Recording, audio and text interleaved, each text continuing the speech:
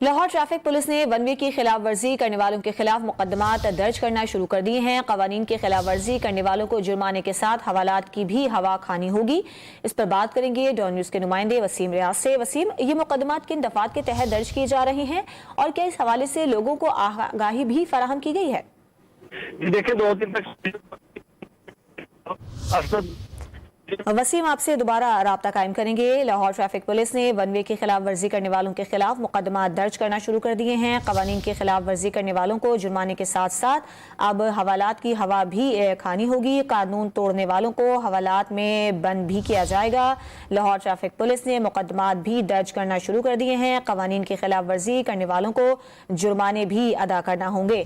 Lahore traffic police ने one way की खिलाफ वर्जी करने वालों के खिलाफ मुकदमा दर्ज करना शुरू कर दिए हैं और लाहौर ट्रैफिक पुलिस ने यह भी बता दिया है कि अब जो भी कवानीन की खिलाफ वर्जी करेगा उसे हवालात की हवा भी खानी होगी।